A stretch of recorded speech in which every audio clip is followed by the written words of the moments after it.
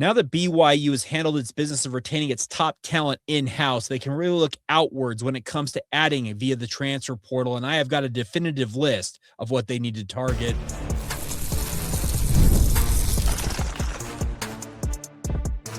You are Locked On Cougars, your daily podcast on the BYU Cougars, part of the Locked On Podcast Network, your team every day. What's up, everybody? Welcome into Locked On Cougars, your daily podcast focused on the BYU Cougars. I'm Jake Hatch, 14-year credential media member at BYU, your resident expert and insiders, your host here on this show. And as always, thank you for making Locked On Cougars your first listen of the day. And thank you to all of you who make Locked On America's #1 sports podcast network. Coming up on today's show, we are going to talk about transfer portal needs for BYU as we enter the second week of the transfer portal cycle being open. We'll talk about what BYU's accomplished so far, but what they still need to accomplish going forward. Then we're going to talk about Walker Lyons. He is one of the early additions via the transfer portal for BYU, and I think he is in prime position to have a major impact on BYU this fall. We'll explain why coming up a little bit later on, and we'll finish up today's show on the basketball front because we are watching a one-of-one type player in a BYU uniform. His time in Provo might be brief, but he might leave a lasting impact that will be remembered for literally years to come, and that's the one, the only, AJ Dybansta. All right, so all of that we'll get to coming up on today's show. It's all brought to you today by our friends over at FanDuel. FanDuel's got you guys covered all football season long, and more importantly, they have profit boosts that are available to you guys as part of the college football playoff. Go to FanDuel.com or download the FanDuel app to get started with our friends at FanDuel today. All right, so BYU, now that they have handled their business in-house of bringing all of their top talent back, and I'd be hard-pressed to find another program in the entirety of the country, and we're talking the top dogs out there, I think nobody has had the impact that BYU had of retaining its top talent top to bottom. It's like a clean sweep. Of all the guys you could hope for BYU to have retained in-house, they did just that. It was capped off over the weekend by Evan Johnson, Schmev, as many call him, announcing he's going to run it back for the BYU football program. So everything looks good on paper for BYU right now when it comes to the roster because they have got a really solid base and foundation to build from. There's no doubt about that. You have a starting caliber quarterback. You've got an incredible NFL caliber running back. You've got some offensive linemen. I think the defense top to bottom might be as stacked as you could hope for in terms of transfer portal needs, etc. But there are still some, I would call them holes or needs for BYU to go out in the transfer portal and target now. Now, some of you are going to be screaming at me, well, they should have been doing this from the get-go, Jake. And I get that. I get that sentiment. But understand that BYU understands that what this program is about, it's about development, first and foremost. Kalani Sitake, the backbone of BYU football, so long as he is the head coach in Provo, Utah, will be bringing in high school talent and developing it and making it the bedrock upon which BYU football builds itself. The transfer portal, it is ancillary or secondary to that very thing for BYU. They're not a program that's going to be out there in the transfer portal, at least from my vantage point, that's going to be bringing in $50 million rosters every single year. Would that be awesome? Sure. But I think that the history that Kalani Sitake has shown already through the 3 years in the Big 12 in particular is that when BYU has to dip into the portal heavily, it's not really going to work out to the level they want to. Look at 2023. They turned over more than half of that roster going into their first year in the Big 12, and then we all saw the results 5-7. Then they decided, you know what? We're going to buckle down. We're going to stick to our development gun here. And what's resulted in that is using the transfer portal to fit pieces into the process for BYU over time. That works much better with this football program, and it's been defined by back-to-back seasons of 10-plus wins, 11-plus win seasons, I should say, going 23-4 the past two campaigns. So the proof is in the pudding out there. So what does BYU need to find out there in the transfer portal still, Jake? Well, it's a good question you asked. Number one, they need to find a backup running back. And it's nothing against Sione Moa. It's nothing against guys like Jovessa Damuni, Preston Rex, or otherwise. But the situation at hand here is LJ Martin is BYU's bell cow running back. He is going to have a shot at setting the all-time rushing record in a Cougar uniform if he has another 1,347 yards next season. He just had 1,300 plus this past year as the Big 12 Offensive Player of the Year. And if he has that same type of a season, he'll go out as the best running back statistically in Cougar history.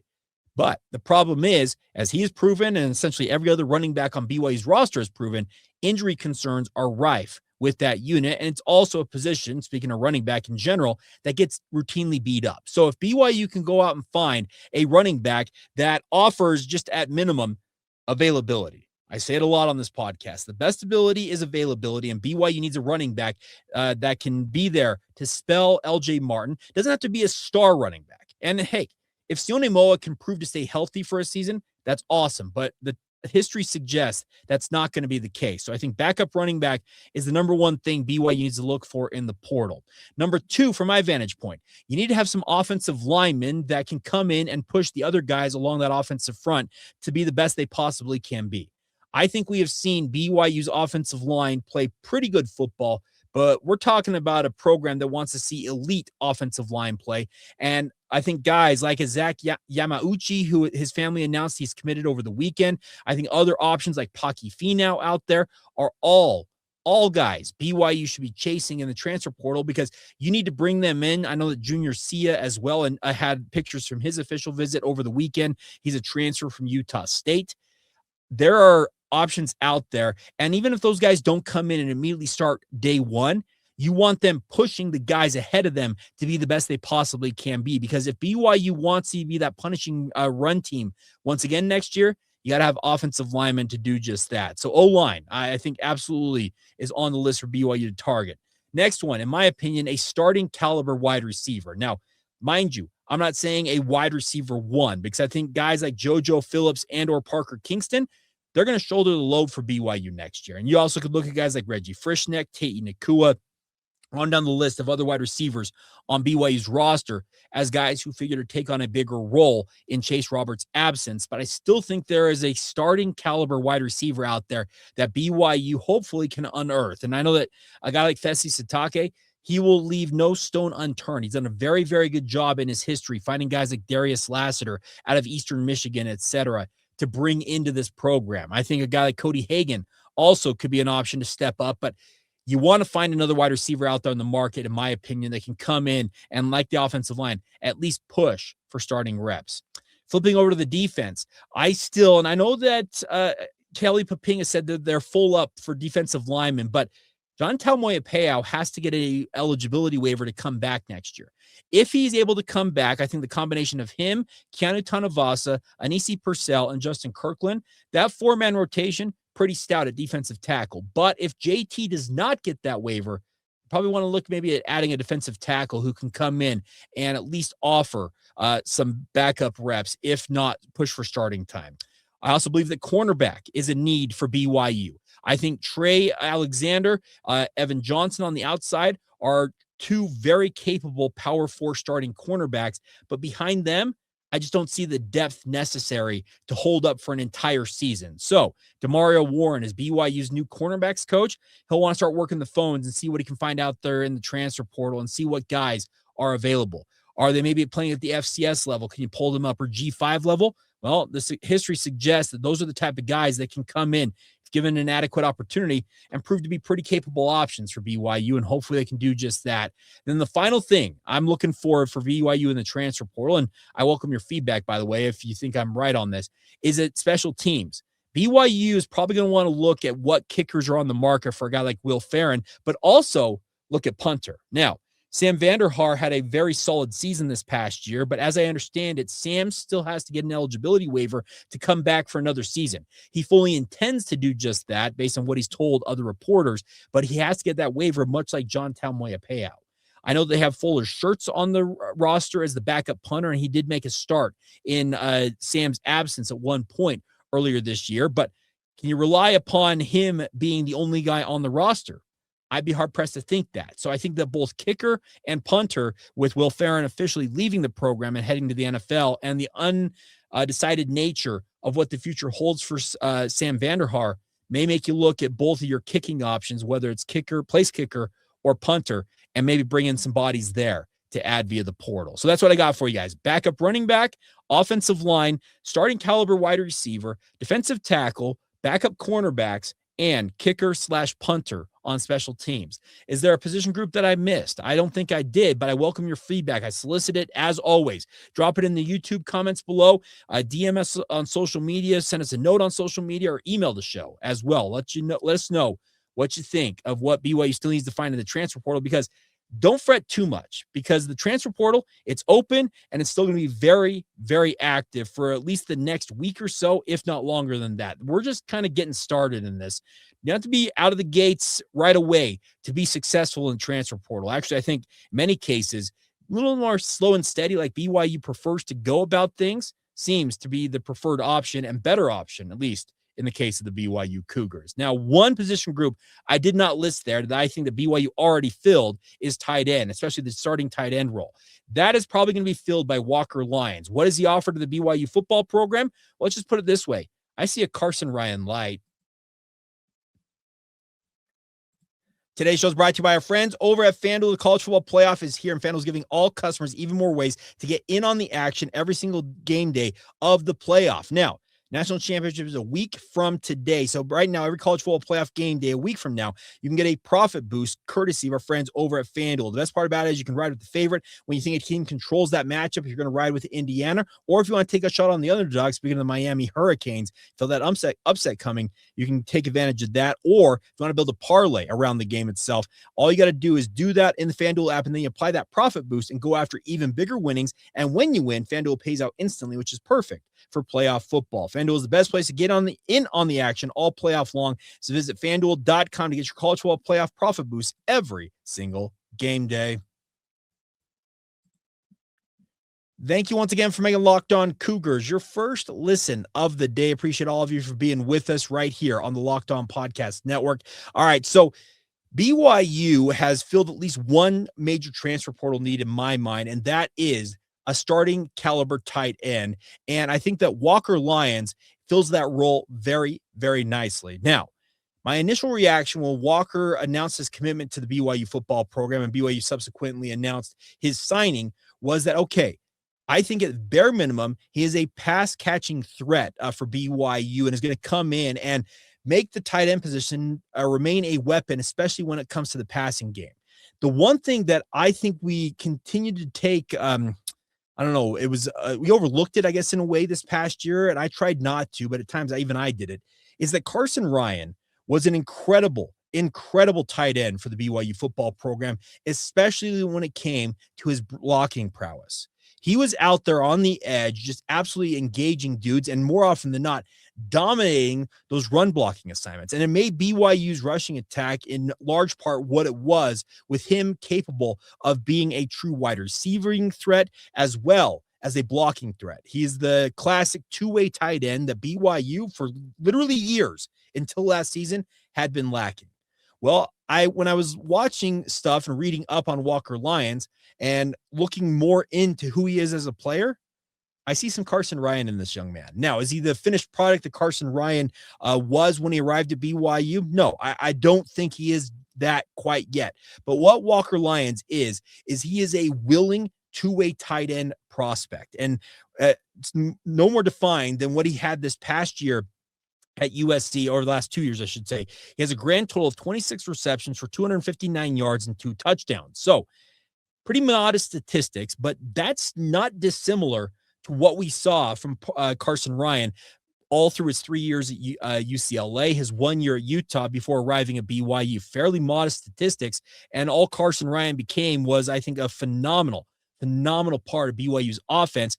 And the more I watch some cut-ups and plays from Walker Lyons, is that he is very good after the catch in terms of his ability to gain yards after the catch. But beyond that, I think that his blocking is getting overlooked as well. Is he as polished blocking as Carsen Ryan? No, he is not. But you can see if you watch some of these cut-ups from this young man, and I wasn't able to get the cuts to work in my system when I was recording this podcast, or else I would be happy to show them to you guys.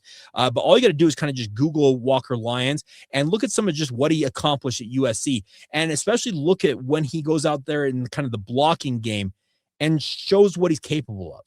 I think that he's very capable in the blocking game. He's maybe not downright dominant like a guy like Carsen Ryan was, but given time, I think work with a guy like Kevin Gilbride, who is going to demand the best of this young man. I think that BYU's tight end position's in very, very good hands with Carsen Ryan handing the baton off to Walker Lyons here. But that doesn't also preclude guys like a Noah Moiaki or a Kia Need from challenging from challenging Walker Lyons for reps. I'm sure that they are going to be eager to say, okay, you brought this guy in from USC thinking he's going to be your starting tight end. How about a guy like me, if you're speaking from the first person perspective of Kia Need, Noah Moiaki, or otherwise? They've got to be thinking, okay, this kid may be coming in, but we've been in the system. We know what we're doing. Let's go out there and prove ourselves and make ourselves the best bet BYU has. The nice part is, if one or both of those guys that I just mentioned, either Kia Need or Noah Moiaki, and even anybody else on this roster at tight end, proves capable, that only makes BYU's tight end position that much better, because Aaron Roderick has shown as BYU's offensive coordinator, if he has adequate depth at tight end, he will deploy it on the field. I think Carsen Ryan last year showed that he was the best of the best BYU had, and therefore got the lion's share of the reps. We saw spot duty for guys like Kia Need, saw some Noah Moiaki, etc. But now this spring period, when you add Walker Lyons to the mix, and obviously have the likes of Noah Moiaki, Kia Need, on down that list at tight end, it could be a really interesting spring to see which of these guys, whether it is Walker Lyons or otherwise, that steps up and says, you know what? That position, it's mine, and there ain't nothing any of you can do to take it away from me. Carsen Ryan is a guy that I thought was, when he came to BYU, had the right mindset. And what it was is he was not going to be beat out by anybody. That's what Walker Lyons' mindset has to be. That's what anybody else on the current roster for BYU at tight ends mindset has to be. Because if they don't have that mindset, what are they doing? Because this offense, when it's at its best, it has major opportunities for a tight end to shine in it. And I know that may sound like poppycock to some of you guys, but history tells us that when BYU has elite tight end play, look back at Isaac Rex back in the early 2020s. Look at what happened with Carsen Ryan this past season. When you have a top shelf tight end, whether it is Walker Lyons or otherwise, they will find themselves getting the ball, and they will make plays in this offense, and they will thrive in this offense as well. So that's what I look forward to seeing from a guy like Walker Lyons coming in here. Is he's got to have the mindset he's going to absolutely dominate.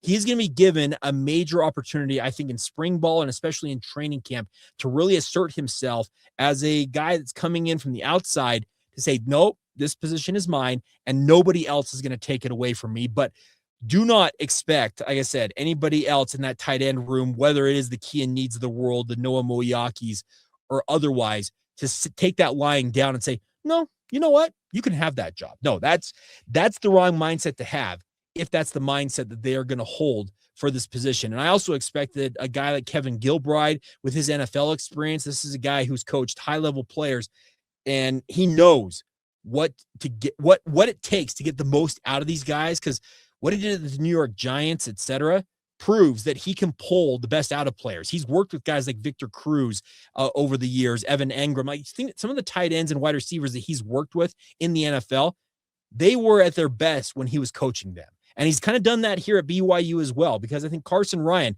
he had essentially a renaissance of his college football career. And he said it as he left the BYU football program. I wish I would have played here from the beginning. I wish I would have been in this offense from the beginning. And how much better would Carsen Ryan maybe have been at BYU over 3, 4, 5 years?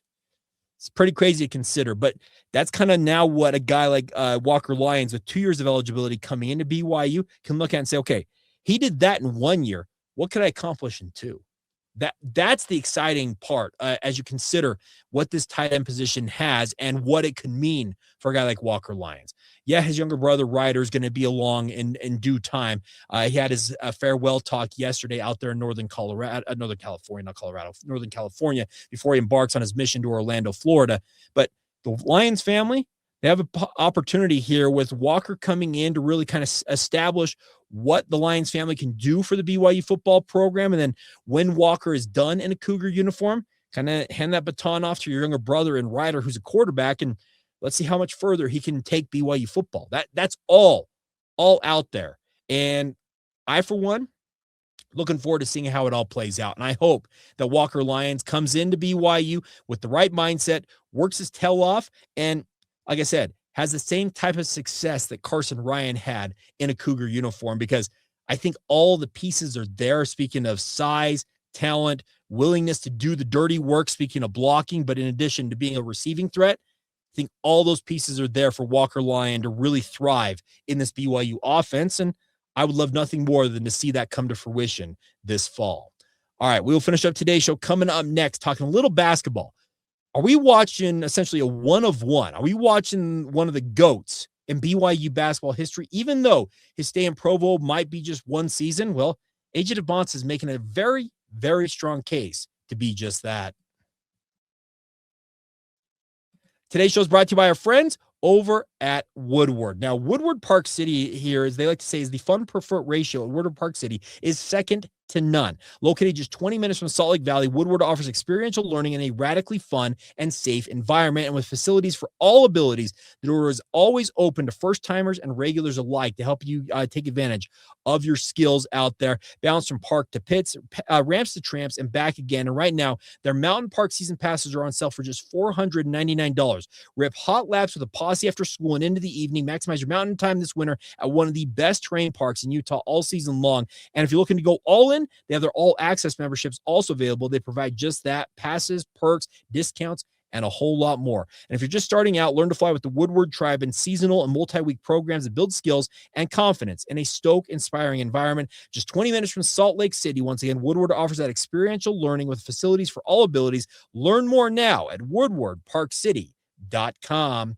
Today's show is also brought to you by our friends over at Wayfair. The New Year is here, and it's the perfect time to reset your routine and refresh your space. And if you're spending more time at home, you might as well love how it looks and feels. That's why you guys should turn to Wayfair, as it is a one-stop shop for getting your home back on track. From bedding and mattresses to storage solutions for every room, Wayfair makes it easy to start the year fresh. And more importantly, they have everything you need all in one place. Whether you're updating your living room, organizing your space, or upgrading your work-from-home setup, no matter what it is, their huge selection makes it easy to find exactly what works for your style and your budget. And you can go online right now, find pieces that match your style without spending a fortune. It's honestly made getting back to a routine in the new year a lot more manageable, and that's what they want you guys to have. So get organized, refreshed, and back on track this new year for way less. Head to wayfair.com right now to shop all things home. That's WAYFAIR.com. Wayfair, every style, and of course, every home. Thank you once again for making Locked On Cougars your first listen of the day. If you have not signed up for the Locked On Cougars Everydayer Club, what are you waiting for? Get the inside scoop on all things BYU. Get access to our ad-free audio episodes. You want access to our members-only Discord server? It's all available to you guys now as members of the Locked On Cougars Everydayer Club. Go to lockedoncougars.supercast.com. That's lockedoncougars.supercast.com to sign up today and be a part of the Locked On Cougars Everydayer Club.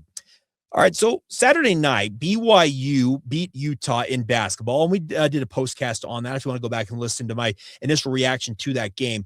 But the more I have thought about that game and kind of going back and reading on it and kind of watching some of the highlights from that, are we not watching one of the best individual careers in BYU basketball history unfolding right before us? And what I mean by that is, if you did not see it Saturday night, Jeff Borzello, who covers college basketball for ESPN, said this via ESPN's research team, and don't get me started on ESPN's research team for the basketball game itself, but he said this: AJ Dybansta is the first Division I freshman in the last 30 seasons to have 9 straight games of 20-plus points on 50% field goal shooting. Yes, 30 years, going all the way back. It's insane to consider what this young man is doing. 1995, 1996, folks, we're talking about, it's been an entire generation and a half without a guy playing at this level in college basketball. Anybody who wants to say that Cam Boozer or Darren Peterson is going to be the number 1 pick in the NBA draft, eat your heart out. I believe that AJ Dybansta is going to be the runaway number 1 overall pick, and that doesn't discount what Cam Boozer, what Darren Peterson, what Koa Pete, what some of these other top prospects in college basketball hold. I'm just telling you, we out here watching BYU basketball play are watching a one-of-one talent in AJ Dybansta. Everything that Utah could try to do to slow him down Saturday night, they tried. Double teams, triple teams. And all he did was routinely beat them, whether he went to the rim and scored himself, or as I think it was Sean Farnham was the analyst on that game on ESPN, said multiple times, he makes the right play. He would break the double team, step through it, kick it out to a guy like Rob Wright, who, by the way, is shooting an incredible percentage himself this season from three. I think it was Robbie McCone. Yeah, Robbie said this about Rob Wright. In his he shot 31 of 88 from three in 35 games at Baylor. That's 35% through 16 games. So about half the amount, not quite there. He's currently 31 of 67, which is 46%. So as Robbie points out, he has matched his 3-point output in 19 fewer games and has increased his efficiency overall in the season. And that's in large part to having threats like Richie Saunders and also AJ Dybansta around him. We are watching one of the best players in BYU basketball history, and we have watched some really, really good ones. Jimmer Fredette, Kresimir Chosic, Danny Ainge. You can go down the list, and it doesn't even have to be like that we're talking the top tier, but that's what AJ Dybansta is inserting himself into that top tier of the best ever to play BYU basketball. And yes, he's only going to probably play the one season. Not probably. I know his dad's been like, well, no. He's going to be a one and doneer at BYU, but the legacy he will leave in Provo, we can't discount what this young man has done to this program. Speaking of BYU, he has elevated the program to heights that, man, we dreamed of this, didn't we? Like, I know that Jimmer Fredette and Jimmer Mania took over the entire country, and he was being featured on SportsCenter every single night because yours truly knows that firsthand because I was working on the front lines. You want to talk about an introduction to sports media? My very first year working in sports media, I was an intern at KSL News Radio at the time, working for Greg Wrubell, and that was the year that Jimmer Mania took over, and yours truly was emailing highlights of Greg's calls to every news outlet you can name, ESPN, Sports Illustrated, heck, even CNN at one point reached out to us. I'm telling you, I got the baptism by fire of baptisms by fire that season, but it was absolutely incredible to watch the heights that BYU basketball was ascending to at that point. But aren't we seeing that exact thing here with BYU basketball right now? They're playing in a better league, and it's something against the Mountain West. The Mountain West was elite during the Jimmer era, but this Big 12, man, I sound like Mark Popo said, this Big 12, but what this league has become is it's an absolute juggernaut. And we're looking at the likes of an Arizona who's ranked number 1 in the entire country. We've got teams ranked in the top 25 and maybe just outside the top 25 who are very capable of knocking anybody off on any given night. And just got to look around at what the Big 12 is doing to itself. We've watched the likes of UCF spring upsets. So everything that this league holds is going to test everything that AJ Dybansta has in him. But so far, hasn't he passed every test given to him at this point? I'd be hard pressed to think of anything that he has not proven quite yet as a basketball player. And we all know that NBA talent evaluators are crawling all over this program to get a look at him, evaluate him, get intel on him, because he is considered to be a generational type talent. And the fun part for Cougar Nation as a whole is going to watch it unfold as BYU keeps things rolling here. This week, they'll be taking on TCU, 9 p.m. Mountain Time on Wednesday night. Yikes. For a morning radio guy, that's absolute death. And for those of you out there on the East Coast, that's 11 o'clock your time on the tip. You staying up till 1:30 in the morning to watch that game on the East Coast? Props to you if you are, because you guys are the hardiest of the hardy. I tell people all the time, East Coast sports fans, you guys are the best, because you stay up extremely late, especially when it comes to supporting a team like BYU that's 2 time zones behind you. So 9 p.m. on Wednesday night against TCU. And then I think the first real marquee matchup of the Big 12 slate for BYU, Saturday night, they head to Lubbock, Texas to take on Texas Tech. Tech ranked 14th as a recording of this podcast. Going down there has been a really, really tough ordeal for BYU in the past. Can AJ once again, and Richie and Rob Wright and Keba Keita and all the rest of the guys on this roster, can they go down there and pick up a big win? Well, we're going to, like I said, we're all going to watch it kind of unfold right in front of our face and get ready for it, because I can't take any anything that AJ Dybansta has done so far and find fault with it. He has been nothing short of remarkable. And I'm excited to see kind of what the rest of this holds, because it sure looks like we could be in for the ride of a lifetime. And he has said it himself. He wants to lead BYU to a national championship. He wants to make it to a Final Four, places BYU has never been before. And if he does accomplish that, it's still a few months off, but if he does accomplish it, won't he be on the proverbial Mount Rushmore of BYU basketball with the Jimmer, with Danny Ainge, with Kretschmer Trocic? Who do you put up there? Because if he accomplishes that, you're not taking him off of it, because he will have done something that nobody, not even the Jimmer, not even Danny Ainge, have ever done in BYU basketball history. All right, that is going to do it for today's edition of the show. Hope you guys are all doing fantastic out there in Cougar Nation. If you have not liked the show here on YouTube, click that thumbs up icon right now. Also, please subscribe, rate, and review the show wherever you get it. Apple Podcasts, Spotify, no matter where you consume the show. Thank you for your support, and please do what you can to share it, like it, rate it, review it, and help us build this audience that we've already got and make it even bigger than it already is. And as always, thank you for your continued support of Locked On Cougars. You guys are absolutely awesome out there. If you want to join the Locked On Cougars Everydayer Club, go to lockedoncougars.supercast.com. And as always, thank you for making this show your first listen today. Go make your second listen today. Locked On College Football, the latest roundup of what's happening in the transfer portal and the like from Spencer McLaughlin. He's doing a great job covering that. And come back tomorrow right here on this show and be an everydayer right here on Locked On Cougars.